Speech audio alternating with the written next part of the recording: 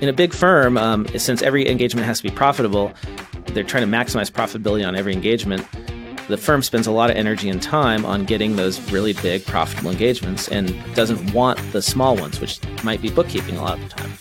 But what they fail to see is that even though bookkeeping may have a very low margin, having the client talking to you every month gives you many, many opportunities to upsell additional services. Welcome to the Cloud Accounting Podcast. I'm Blake Oliver. And I'm David Leary. Happy Thanksgiving weekend. Happy Thanksgiving to you, David. Did you go out shopping for Black Friday? No, I do not do that. Yes. I'm at a stage in my life where it's like we have everything we need. So are you a Cyber Monday shopper, or are you just not shopping? Even that, like we cut back on that too. Yeah. Okay. I used to be very into that like Cyber Monday thing. Well, when we get into the news, I have a story about Amazon, which is super relevant to Cyber Monday shoppers, of course. And I think something interesting about their business strategy that I found a way to apply to accounting firms and how they think. And none of my articles relate back to Thanksgiving weekend, unfortunately. Well, you tweeted at like I did tweet on Thanksgiving morning. I did tweet on Thanksgiving morning. And you were tweeting about Gaston Zenefits no longer being friends. Yeah. So, because I have the puppy. So my puppy likes to wake up at 4:30 in the morning. So I have to go outside and it's a nightmare right now. It's just puppies, man. That's how it is. And so I'm out there and I'm just like kind of scrolling through the news, preparing for the podcast. And I see this article about Gaston Zenefits. And I almost forgot about that this happened. Scott Orn, who was on the podcast probably almost over a year ago, he's with Cruise Consulting. Mm-hmm. He actually has his own podcast called Startups with Friends. Founders and Friends. Founders and Friends. So he released kind of like a special episode last week sometime, and he was talking about the impact that Gaston Zenefits are going to have because their APIs aren't tying back together. Mm-hmm. They're not talking to each other.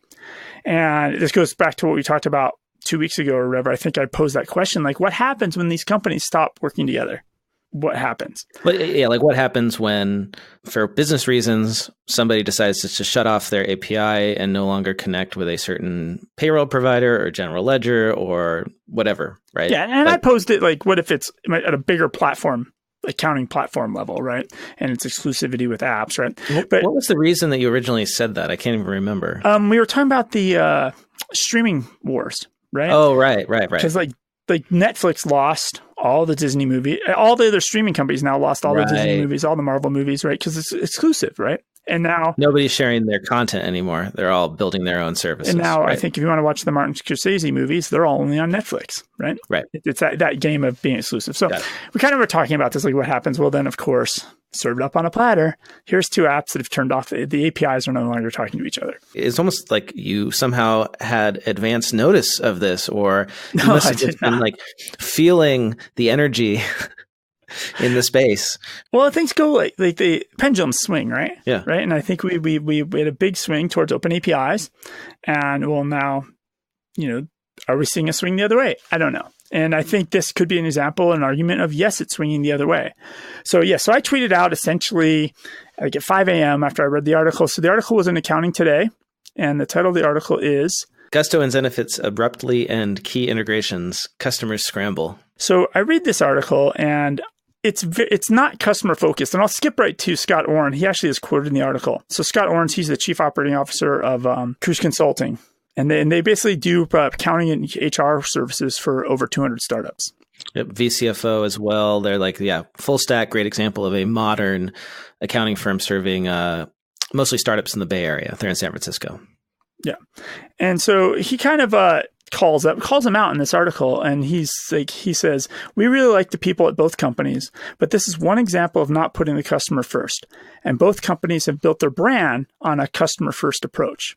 And essentially, let's talk about why this happened, right? What's the reason behind it? Because I'll get into that. So essentially, the reason you might use both is, yes, about 80% of the features between both products probably overlap, but about 20% don't.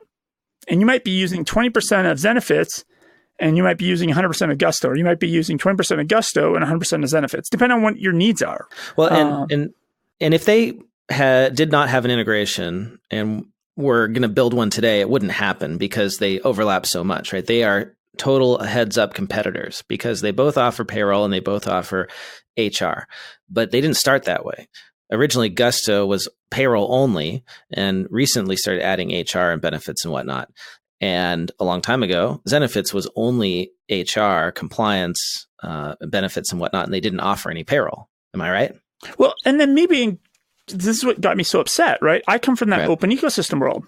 I launched both these apps on Intuit and QuickBooks. Intuit had $1 billion payroll division and still let Zen Payroll at the time, which is now Gusto, come on the platform. They were at Zenefits, come on the platform, even though they threatened that $1 billion payroll division. It's about a more mature view, right? And you can think about EDP paychecks now sync and work with Intuit and vice versa. QuickBooks syncs with those. And 15 years ago, a very immature view of the world was, no, we don't care if they're a paying customer. They will pay that penalty and download that CSV file, import it in every time, or manually do work.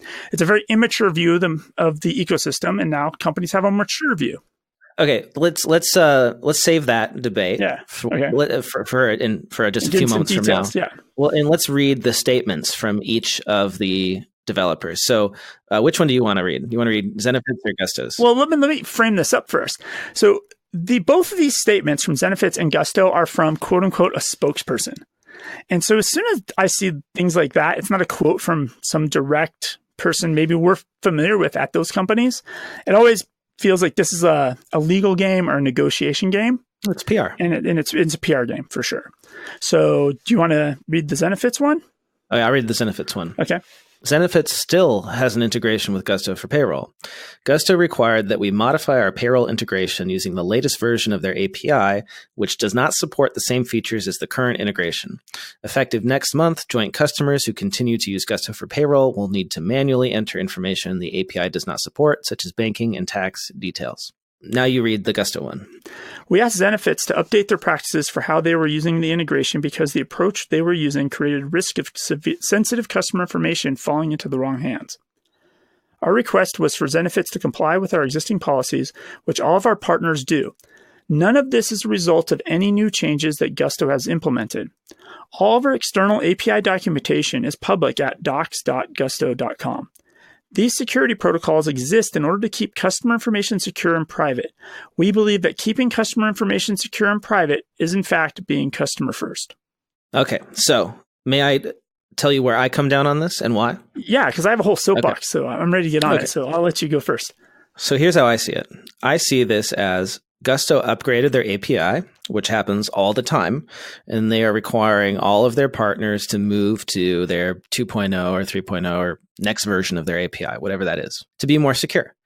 And it sounds to me from this article like Zenefits declined to do that. They declined to put in the engineering effort to upgrade to the newer version of the API, and Gusto shut off the old one, and Zenefits says, all right, well, now that's fine. Our customers will just have to manually import certain data into Gusto. So to me, whose fault is that? It's not like Gusto can go over to Zenefits and build their app for them, right? And it's also not appropriate if the old integration was less secure to continue to maintain that. So I come down on Gusto's side here. Yeah, and yes, it's probably what happened. But I went back to the way back machine to look at Gusto's APIs. And from what I could tell, they're very, very similar. I mean, they got rebranded, right? It went from Zen Payroll to Gusto. There was a period of time when they were not taking any more integrations publicly. Like basically you had to apply. They turned their API from being open API to a private API. And that's the way it is now, right? And that's the way it is now. Gusto doesn't have like a developer site as far as like a developer's blog, or I didn't see any announcements of like, hey, we're deprecating on January 1st, 2020, we are deprecating the use of old API 1.02, and everybody has to switch to API version 1.2. Okay. Right?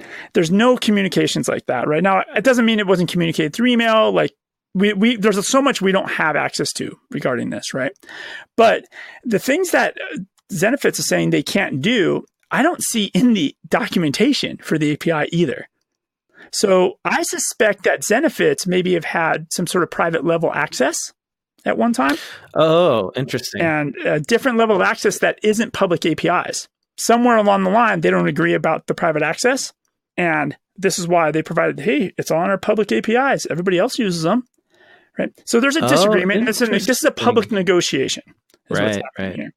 And ultimately, the person that suffers is the customer.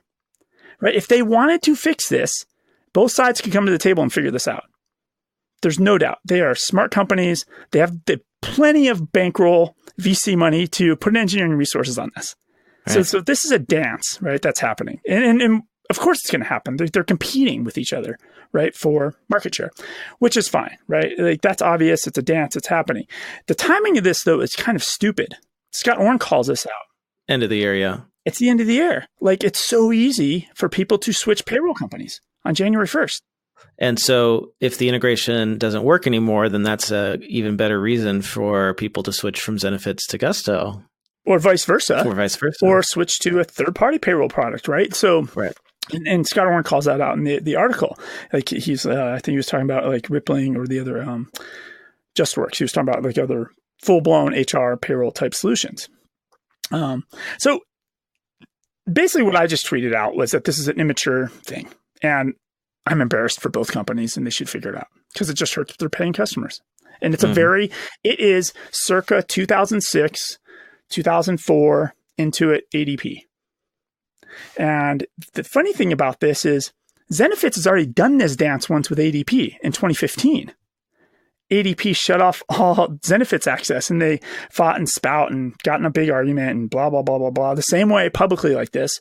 And if you go really to Zenefits website today, and there's documentation on how to integrate ADP's products into Zenefits. So they'll figure this out. Okay, got it. But and Zenefits has done this dance before. Now, if you're coming from my side, I've had to deprecate APIs before. And when I've done that before, you've had to communicate it. It's communicated in blog sites. It's communicated in emails. Like you're emailing every single person you know at that company. You're cold calling the company sometimes because they didn't open their emails, right? And you whatever you can do to communicate that API is changing and that it's going to be shut off or deprecated. You know, I imagine Zenefits is a big enough company and Gus was a big enough company that they had communications. It wasn't like, they just get into a spam folder somewhere and nobody knew this was going to happen. And then really the giveaway is two spokesmen, like spokespersons spoke on this. That's the dead giveaway. This is a public PR legal battle that's happening in public. Well, let's hope they sort it out. And that's the thing. They'll figure it out and then everybody will win. Perhaps the spirit of the season will bring them together. I mean, and this could be even a bigger thing, you know, like maybe they're going to merge. Maybe there's discussions like that on the table. Maybe one's going to buy the other one, right? Like, who knows? Like, but this is totally a public PR facing battle out there. Well, like I said, I'm embarrassed for them. Before I get to my top story of the week, shall I read our latest review? Oh, yeah. We almost skipped over that. Darn it. Yeah. Thank you, sir. We were talking about the breaking news. That was breaking news. We got fired up. You get me on these soapbox tangents, and then it's good. I go out of order of the show. There's no order to this show. It's not like there's structure here. We have an outline. It says reviews. And then Yeah. But, we can jump around. We can do whatever we want. This is our show. Right? That's true. Yeah, there we go. A podcast.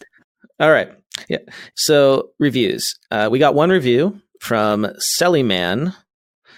David Leary and Blake Oliver are unboring. I had a recent conversation with a prospect about how the cloud accounting space is, quote, cool, unquote, and fun. He laughed, but not in a good way. David and Blake bring the fun to cloud accounting. The cool kids of our industry listen to Cloud Accounting Podcast because not only do they bring us what's new and exciting to the industry, but they actually make it interesting for people who don't find accounting interesting. A must listen to any accounting professional hoping to build their practice around cutting edge accounting technology. And that is from, we think, Brad Selmanis. Thank you, Brad, for that review. And now let's talk about Amazon and what Amazon has to do with accounting. Black Friday was this past Friday. As we record this, Cyber Monday is tomorrow.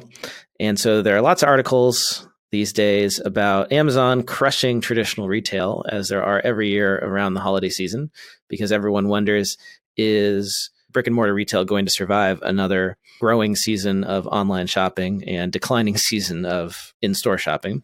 Did you go shopping Friday morning? No way. And my son really wanted to go to the mall because there's this amazing climbing structure for kids. And we said, nope, sorry, not going to do it.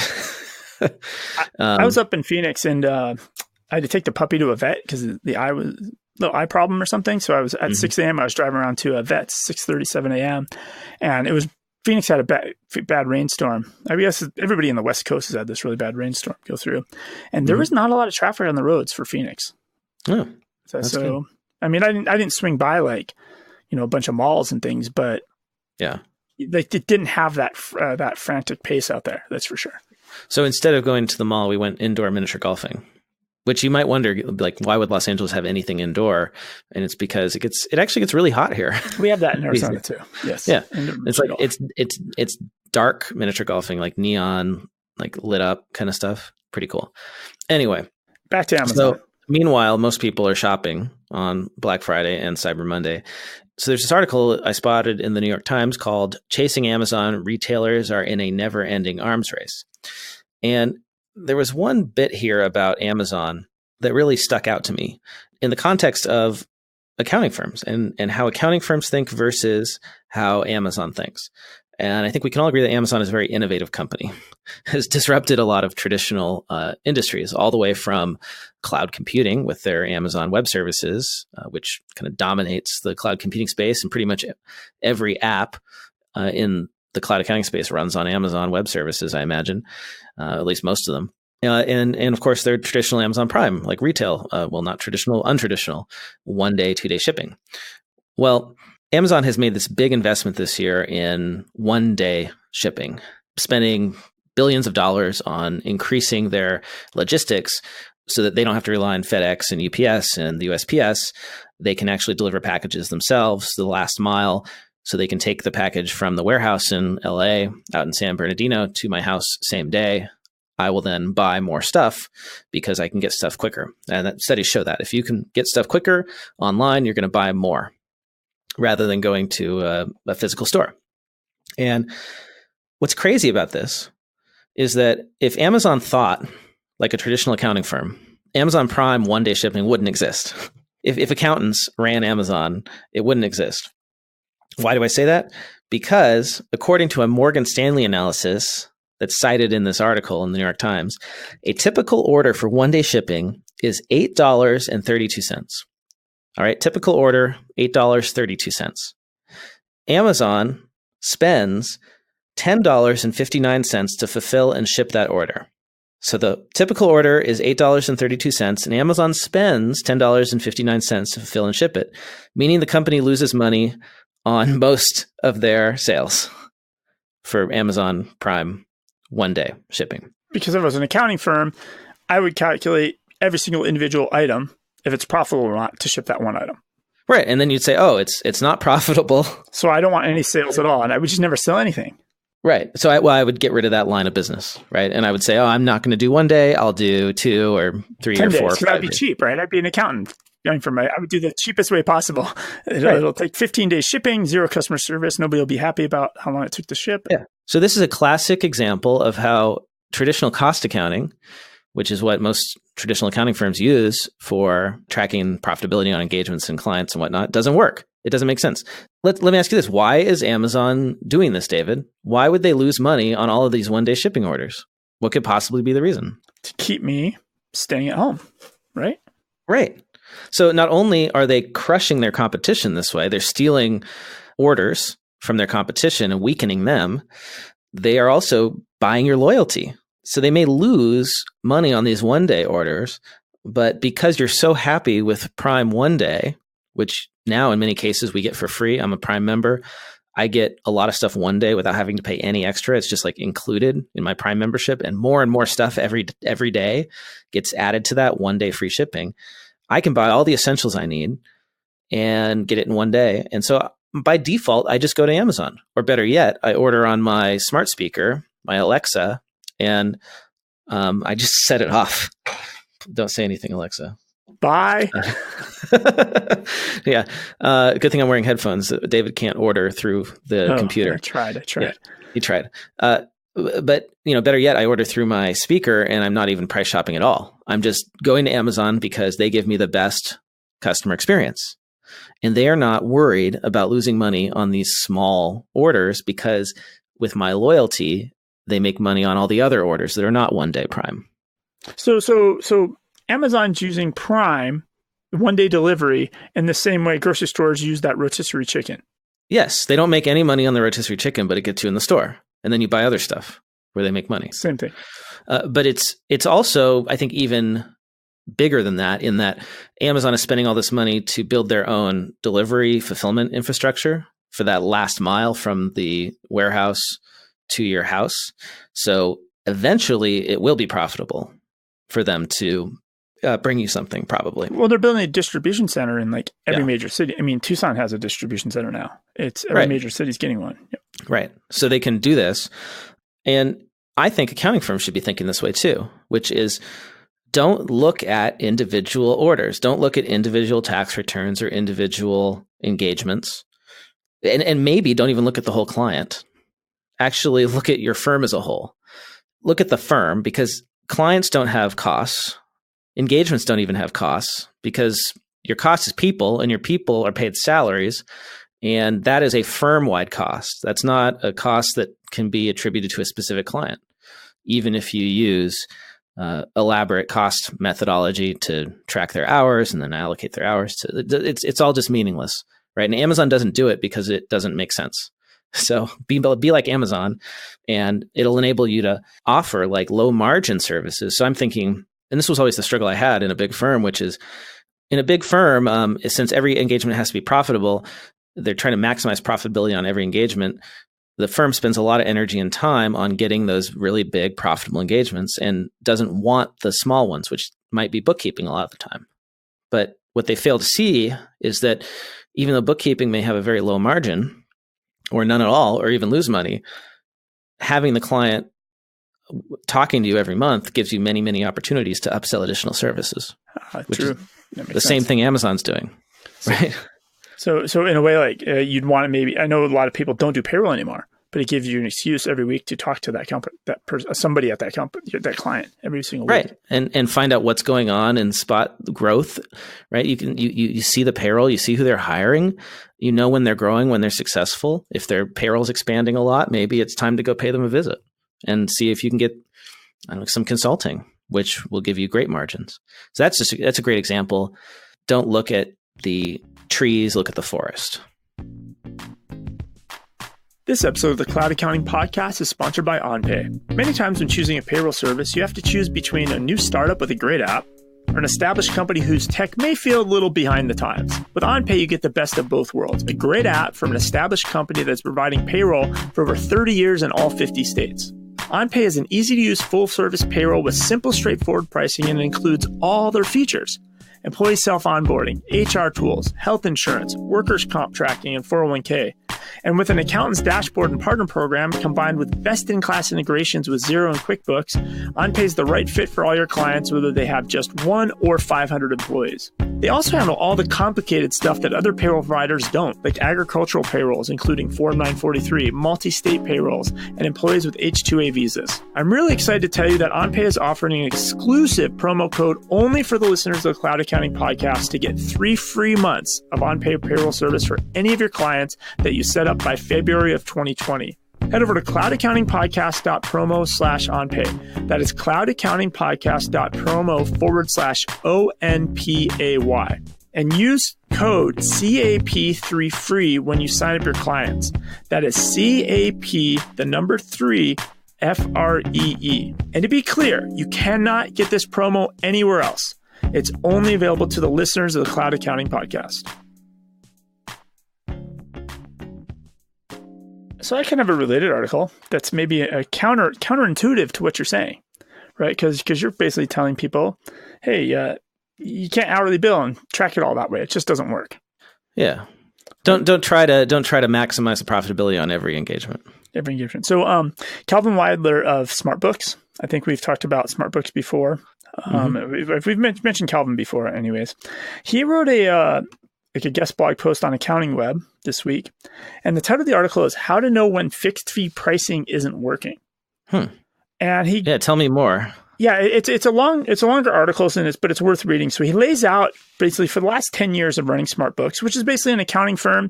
He's got a little bit more of engineering tech on it. Mm-hmm. So he's kind of a forerunner to these new business models we're seeing pop up everywhere, right?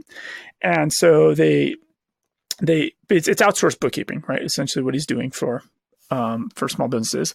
Yeah. But they've been doing it for like a long time. So they're in the cloud and remotely. So they're a good case study. Yeah. And then they were using fixed fee billing because they believed it was really predictable and something desired by clients. Mm-hmm. They really thought it could simplify their engagements and avoid friction. And so he kind of goes through, reasons that it just never worked out as well as they thought it would in their head. He's talking about scope creep. Here's a quote that really sticks out to me. I'm just sort of browsing through the article right now with you, David. He says, quote, "One would think that after working with hundreds of clients over a 10-year tenure, that we'd have sufficient ability to successfully price new clients. Unfortunately, that has not been the case. This failure has largely been driven by a few main factors." And then he gets into them. Yeah, like scope creep, employee burnout. Mm-hmm. Your employees can do so much work, but then eventually that higher volume, they burn out. And now you're having to possibly hire a new employee and train new people. And it just takes time to do that. And then you're not as efficient. That negative employee retention just adds up. Larger clients just erode the profitability on those fixed fees. Clients want flexibility. There's friction and misalignment. So he goes on with all these problems that he ran into over his decade of doing this. And the conclusion really in the end is like his firm is actually offering fixed fee pricing still, but they're actually offering the ability, if a client would like, to choose kind of an open and honest, transparent hourly billing model. So they're not going away from fixed fee entirely, but they're going to offer hourly billing again. Yeah, they're going to reintroduce hourly billing. I can't believe that going back to hourly billing is the right solution. One of the things you mentioned, employee burnout and large clients eroding profitability, like a lot of that happens when the employee incentives aren't aligned with the firm with the fixed fees, right? So if you're paying employees hourly, but you're billing fixed fees, that can create a problem. So some firms are moving to incentive-based compensation for their employees so that it's based on the book of business that they're working on, or a combination of those two. I don't know. Interesting. Well, if you're skeptical, if you're listening and you're skeptical of fixed fees or worried that it might not work, then I guess this is an article to check out. And I could see where let's use QuickBooks Live as an example, right? Whatever, it's $200 a month. Maybe I'm a small business owner. I'm just tiptoeing in the waters here. I'm paying $70 for QuickBooks. Maybe I kind of think I probably have an hour a month of bookkeeping, right? Can I just pay you for 1 hour and pay you $45, right? So I could see where maybe clients would try to ask for hourly billing, right? Because the fixed fee, they're not used to seeing fixed fee with professional services, right? Where else do I get to pay a fixed fee? Well, so I think it's fine actually to offer both, but you want to make the hourly billing price less. Like if the client does select hourly billing, they'd actually be better off with the fixed fee. They have to pay a penalty, essentially. They have to pay more if they want hourly billing, is the idea. Anyways, it's a long article. It's worth checking out. I find it just interesting that somebody after 10 years of using the fixed fee is like, maybe this is not working for us, right? And this could be the problem of scaling services like this, right? Versus having a lower number of a high volume, right? This is all about scale, right? Right. Versus a small number of clients and value pricing. And then he just also talks even about artificial intelligence. The scale never happened. This massive, everybody's going to lose their jobs. We won't need bookkeepers because artificial intelligence will do all the work, and you'll 90% of the work's just going to go away. And it hasn't, right? And so if you had your fixed prices set on this bet that you were going to get more and more and more efficient because of AI, and he's like, it's just not there. It hasn't happened after a decade. Let's see. What else do I have? I have something fun. A guy made a digital drum machine in an Excel spreadsheet. Do you want to hear it? Okay. A guy or somebody at a Big Four? Who has time for this? Who does this? Let's see. This was on dig.com, so I can't. Oh, you found this in 1997. I see. Dig.com. It's just funny. I'll just play this for you. So when you say you're playing something, are you opening up a spreadsheet, an Excel sheet right now?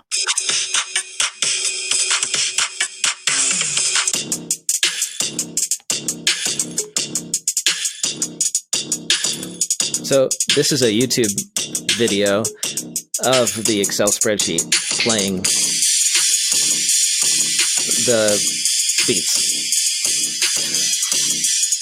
Pretty good, right? Not bad. So you could download this spreadsheet if you'd like.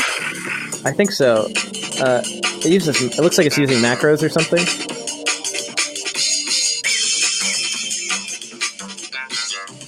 All right, wrap that up. It goes on for like 13 minutes.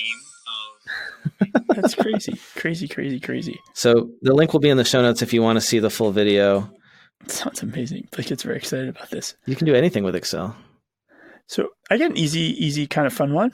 Okay. So a new survey by FlexJobs about the hottest side hustles. What do you think the number one side hustle is right now in America? Well, I know because I tweeted this out. Oh, I stole your article. Sorry. Yeah. It was bookkeeping. How is it not podcaster? Because bookkeepers make money and podcasters don't. Okay. No, I see. On the whole.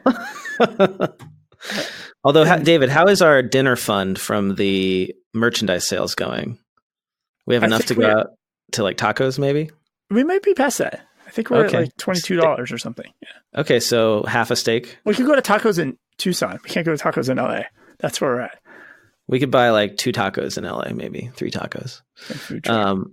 Yeah, Bookkeeper. I saw this. Bookkeeper is the number one side gig, right? Or what did they say?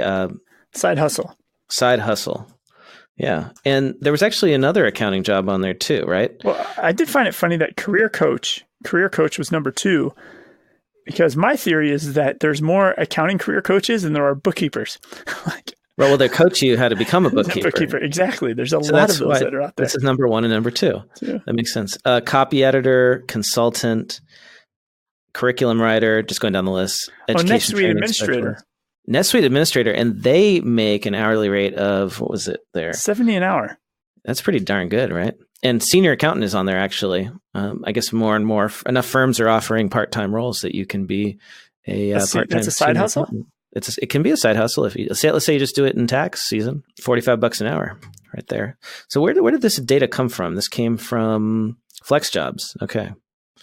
Survey by FlexJobs. So if you want to get out of bookkeeping or accounting, you could look at executive assistant, graphic designer, lead gen specialist, online instructor, photographer, project manager, recruiter, sign language interpreter, social media marketing specialist. David, there's a job for you. You're good at social media. So Bookkeeper, that's the number one side hustle. Number one side hustle. And that's why Intuit is building QuickBooks Live, if you ask me. There are not enough bookkeepers to fill the demand for that side hustle. So I'm surprised Uber driver isn't on there. I guess they don't make enough money, right? Or it's not hot. This is like the hot. This is like the hot one. The hot list. 3 years ago, I guess everybody's becoming an Uber driver, right? It was a hot thing. So 2 years from now, everybody's going to be a bookkeeper. Like you go to parties. What do you do? I'm a bookkeeper. You have to go to the next person at the party. What do you do? I'm a bookkeeper. It's going to be amazing. Like everybody's a bookkeeper. We need to figure out how to get them all to listen to the podcast. Well, we need to ride this wave. We need to start an online bookkeeping company that will do bookkeeping for bookkeepers, right? Because you don't have the time as a busy bookkeeper to do your own bookkeeping. I think this is a genius idea, and we should raise money for it. Hey, so actually, speaking of raising money, I have a story about VCs, or a story from a VC. This is called Investing in the Cloud, From Gold Rush to Hunger Games and Beyond.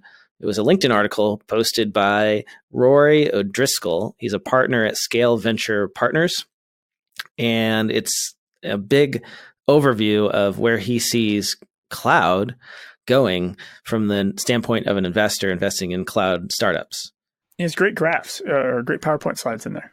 He starts out with the current situation, which is that cloud company valuations are all-time highs. And that cannot possibly be justified by improved company operating performance. But it does make sense given 20 years of consistent 30% growth in the cloud software market, which we have seen from Intuit, from Xero, even from Sage when it comes to their cloud computing division. They're all growing 30%. Smaller companies often growing even faster. And that's given investors the comfort to pay a lot of money because, when something's been happening for a long time, you think, oh, it's a sure thing. But, like any good investor, he says, well, just because it has been happening doesn't mean it always will.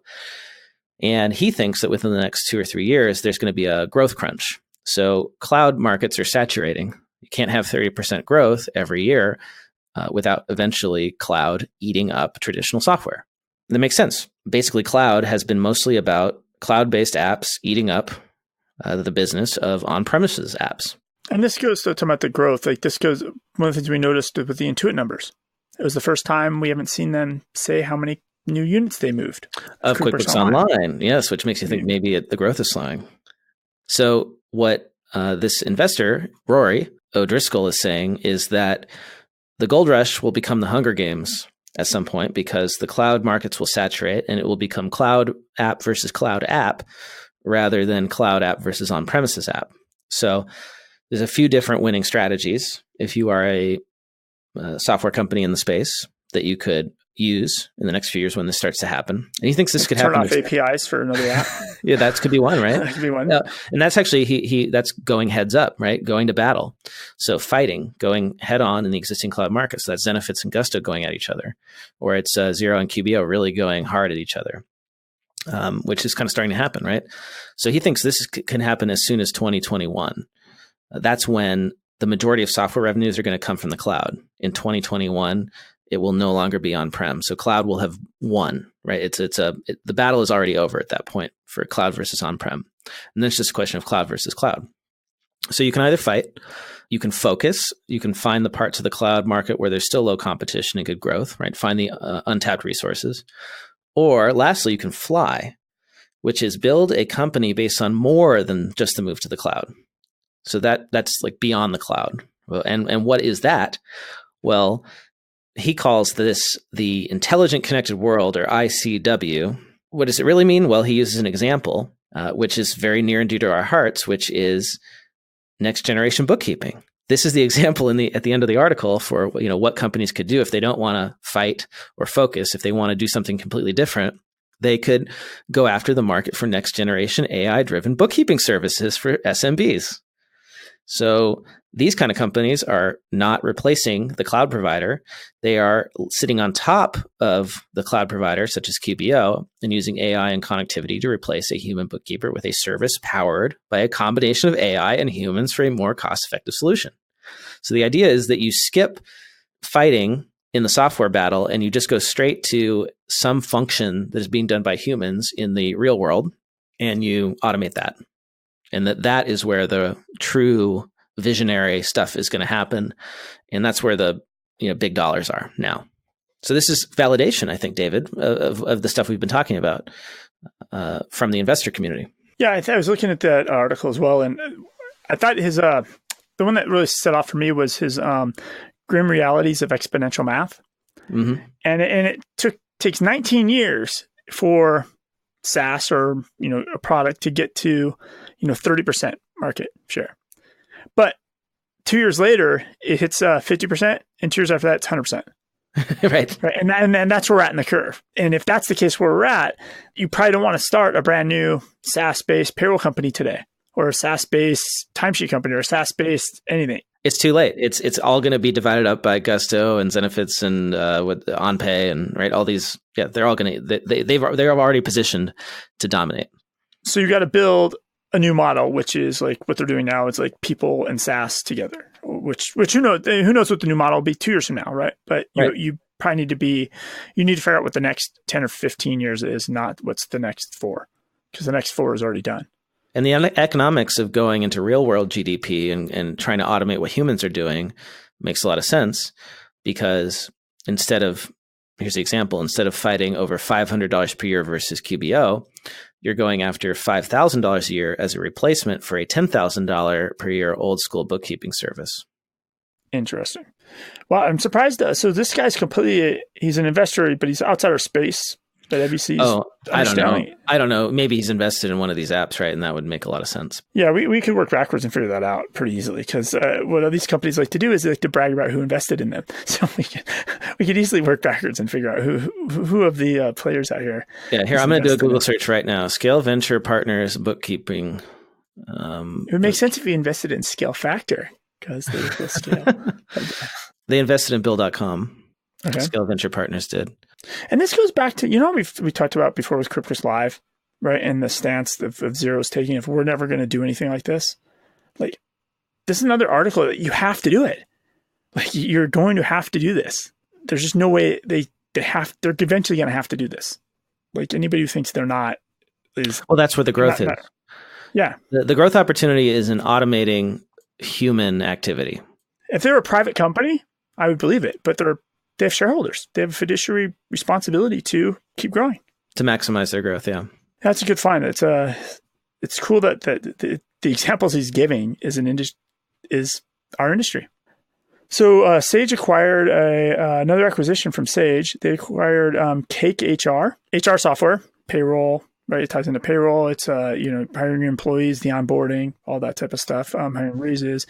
Similar to what Zenefits is offering, similar to Gaston's offering now. A lot of the providers doing it. They're only in right now the UK and Australia, and that's it right now. But apparently, the way it's structured, reading the articles, apparently it's set up to scale very well to other regions and other countries. They just have not launched in other countries before, and so this is where it's a good pickup for Sage because Sage has Sage products in lots of different regions of the world. Right. And my first question was going to be, didn't they just make an acquisition and turn that into Sage People? But this is not for the same market. Sage People is more for the mid-market, and Cake HR is going to be for their small business offering. Exactly. And one of the articles actually calls that out. They're like Sage Accounting plus Sage Payroll plus Sage Cake HR is their small business suite. And then they have Sage Intacct, Sage Payroll, and Sage People, and that's their enterprise level mid-market suite. And so they're building the exact same suite at 2 levels. And the other thing that was news, I think, last week, and we didn't really pick it up on it, is they sold off their payments division. They had something called Sage Pay, and they sold that off to another company to focus in on this full stack. So they're really focusing on the accounting plus HR plus, what was the other thing? Oh, payroll. Gotcha. And then that stacks nicely, right, between what their business offering. They have the same offering now for small business and the same offering for enterprise, different products, but now they can start building up expertise, right? There's probably things Sage Cake HR does that Sage People does and vice versa, and they'll start to be able to pull features down and push features up. The other thing to call out here, and this ties back to the first thing we talked about, is Cake HR is an open API. So they connect to Sage Payroll and they connect to other payroll products. Yes, but for how long? Yes, exactly. And unfortunately, my gut tells me the pendulum's going to swing to people moving a little bit away from open APIs in the short term. Well, my it's gut funny. tells me that. Matt Paff kind of wrote about that as well. And this article you just brought up about the... Yep. It's funny. It's like when you... At first, when you started talking about this weeks ago, maybe even months ago, I was very skeptical. I'm thinking, oh, David is sounding the alarm. The sky is falling. It's all going to, no, it's not going to happen. But this article, we just, which is very persuasive, talking about how it's going to become cloud versus cloud in the next, it's turning 2020 in a month. So we're talking in a year or two, we're going to hit almost total saturation of the market, because everybody's going to move from on-prem to cloud. Well, then if these cloud companies are going to battle with each other and then they're doing acquisitions and they're creating their own suites, then there is an possible incentive for foul play. Or not foul play, but just hardball. Well, everybody's getting each other's lanes, right? Bill.com and products that were just bill payment, right? There's a stack of those apps and they just did bill payment. But now a lot of the credit card apps, the prepaid credit card guys, they're starting to do bill payment. And I'm sure it's only a matter of time till Bill.com has an expense or a credit card app, right? Yeah. So they're getting each other's lanes. And if they keep getting each other's lanes, even though they used to work together and they cooperated, they're going to be competing now more directly. And it's only going to be natural that not everybody is going to be cool and kosher and hey man, we should have open APIs. Yeah. This is a risk that's going to happen. And I think it's risky for accountants and bookkeepers because how do you pick the right tech stack now if there's risk of you pick a solution that all of a sudden gets closed down? Well, I think if you are having to decide now, you try to pick a solution that isn't going to get disrupted in the future, or pick a stack that isn't going to be a problem. So, as much as Xero says HubDoc's always going to be open and we're going to work with QuickBooks, I would take that with a grain of salt. So if you're on a QuickBooks, if you've standardized on QuickBooks as your GL, maybe you don't want to pick a competitor's product to do your OCR. That's the way to be safe about it. or you have to just run with multiple stacks. And right. Which is, it's impossible. I don't think you can scale a business that way. So you have to choose. And shame on the industry. Please, industry, I know you're listening. Do not head down this path. It's bad for everybody. It's bad for you. Well, ultimately. And I think that what you're saying is very noble and good, but I mean, in the end, economics will dictate whether this happens or not. It's, inevitable. Yeah. We'll see. We'll see for sure. We'll keep following this. That's all I've got for this week. How about you, David? A little update on banks. Remember we talked about banks all this time and all the tech companies trying to become banks. Mm-hmm. We've been talking about that for a while. And we were even talking about how last week or the week before how Walmart gave up. This story's been done before. Well, Robinhood, who we've spoken about before, they have an online investing app and they've been trying to pursue a bank charter. They gave up this week. There's we're not going to try to become a bank anymore. They just gave up. Yeah, that doesn't surprise me, right? Everybody else has been failing. Why would they? Why would they succeed? And also, we've covered them before, and I'm just searching our archives. Well, they jumped the gun on some banks trying to be a bank before, and they kind of broke some rules. Okay. Yeah, this does not surprise me at all. They launched their bank accounts before they even got approved to do it. This was bad, right? They'd launched checking and savings accounts before they were even insured. Yeah, so they were already on the radar. Yeah, there's no way the regulators are going to let them off of that and give them. Yeah, because I think if you start on the naughty list, you can't move over. Yeah, you're in trouble. Yeah, so that was back in July. They gave up on that. I think we can save this for next week, and we can deep dive in it. There's a remote work report from Zapier. Oh yeah, so we'll teaser for next week. And I've got a bunch of stories about remote work, so maybe we'll have a themed episode. We can just start with that. That'd be great. And then I had some notes on there's an article about payday loan companies. And we've talked about some of these before, and this ties into everybody's trying to attack banks or become banks, et cetera. So this one's about the title of the article is Can Silicon Valley Remake the Payday Lending Industry? Right? And you really focus in on that company Earnin, which will let you sync to your timesheets, right? And get paid every day. And we talked about these companies before, right? Employees can get instant paydays, right? Or get their paycheck 2 days early, right? We've talked about this before. And, and the article talks about how existing payday loans stores, right? You're paying 600% interest a year. Mm-hmm. Right? But these new apps aren't really subject to Truth in Lending Act because they're not giving technically a loan out. You kind of do it as tips. Right. And so if you're a generous tipper, you could actually wind up paying 365% interest a year if you're a generous tipper and not even know you're doing it. Right. And then you give up a lot of hidden cost as far as you're connecting them to your bank accounts. They can see your transactions. Even though they don't do quote unquote collections, they can just withdraw the money whenever they think you have the money. Right, you're giving the payday lender. You might get the loan, but they can't get access to your bank account and take money out. Right, and so there's the article goes into there's just hidden cost in this, and the radar's starting to be turned on these other companies. Right, they might not be as perfect as they come out to seem, and so it's just something to keep an eye on, especially if you're doing payroll. Your small business owner has employees like this that are using these services. Just be aware that they're. So is this something that a business owner would sign up for, or can employees just do it on their own? I think the employees just do it on their own. Oh, well, then there's really nothing that we can do about it, right? Oh, as far as a bookkeeper goes, or an accountant? I'm just trying to figure out what is the tie-in to bookkeepers or accountants? What does it have to? What can we do? In the olden days, people used to, they would sometimes give a payday loan to their employees just as the company would. Yeah, you give an employee in advance, right? Yeah. So you can do something about it. You could pay your employees more frequently. There's lots of things that could be done. Mm-hmm. But it's just, it's just something to be aware of, because it seems like it's, this magic tech solution, and maybe it's not, right? It's kind of, ties back to that other article from 2 weeks ago, like it or not, you're just still broke. You can have all the apps you want, but you're still broke. I think that's about it for this week. That's all I got. Until next week, where can people find you online, David? You can track me down on all the socials. I'm at David Leary. And I am at Blake T. Oliver. And the Cloud Accounting Podcast is on all the socials, including Instagram now as well. We actually had some comments from people saying that we look different than they imagined. Which I don't know. Equities Connect. Somebody thought, they imagined your voice was going to come out of my body when they met me. I was like, I'm sorry, I disappoint you. Yes, I look like this and I have a crappy voice. Like, that's the way it is. Merch store. Mm-hmm. The limited edition cassette tape shirts are only on sale till December 12th. So you have to order it by December 12th. They just go away. That's it. And then we'll come up with some other cool shirts, maybe.